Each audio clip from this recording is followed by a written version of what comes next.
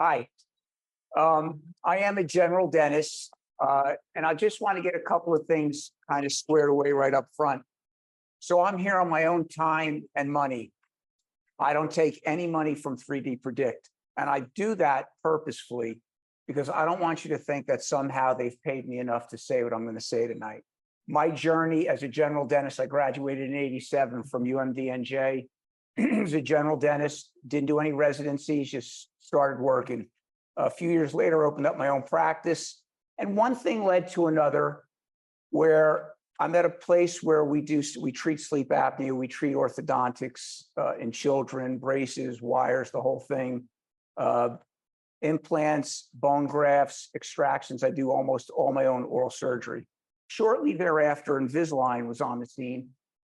But quickly, I got out of Invisalign within a year or so because I realized most of the cases just weren't tracking. And I'm not here to trash Invisalign. If it weren't for them, 3D Predict wouldn't exist, nor would anyone else, right? They kind of paved the way. But there are some flaws in their system, and I'm not here to point them out and beat them up, but I am here to compare the two systems and tell you why I believe 3D Predict is a game changer when it comes to Invisalign type products, clear aligner therapy. With Invisalign, I was averaging 3 to 4 refinements to get to the goal line.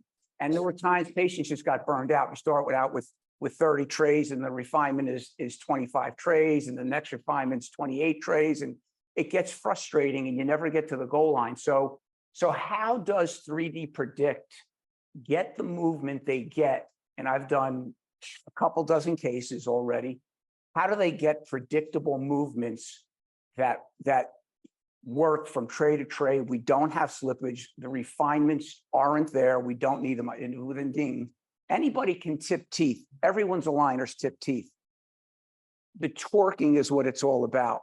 And for anterior teeth, that torque is huge because what it does is rather than force the tooth, the root of the tooth, further buckle where it does not belong. And I can tell you, there's no bone on the buckle. We know that. If anyone who does surgery, you open up, there's like shell bone on many buccal teeth unless they have a great biotype, and many people do not.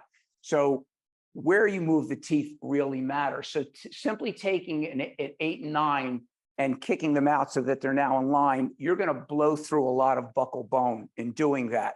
You might not see that result of that problem you've created for several years, but it will pop up. There's no question about it. No one's got magic mouth. Everyone's gums will recede the same way when you push them out into an area they don't belong. When you have lower molars, especially, and they're dumped in, you can't expand the mandible, of course, but you're not just going to upright teeth because once again, you're going to push them, especially the coronal part of that root, you're going to push it right out of the bone. You have to rotate them up.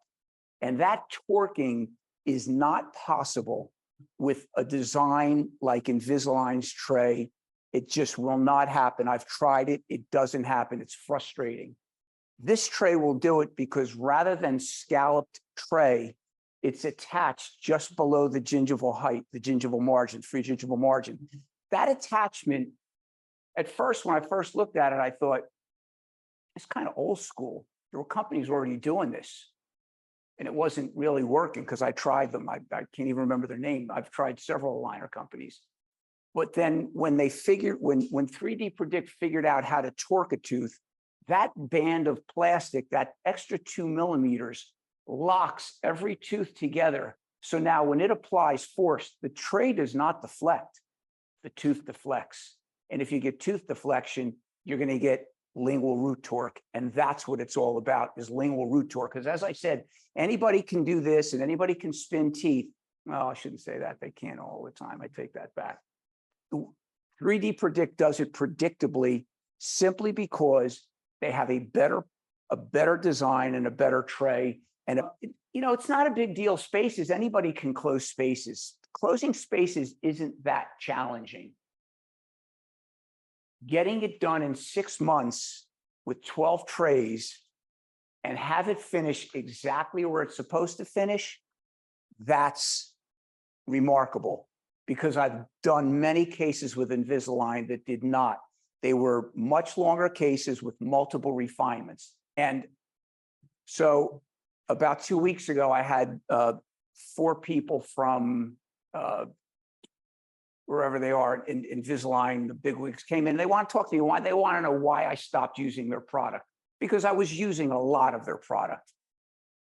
I basically told them what I'm telling you guys right now. Your product is not, it just doesn't work. Why are there so many refinements in it? The refinements are there because the teeth are not tracking. The teeth aren't tracking because they don't have the wherewithal to get them where they belong.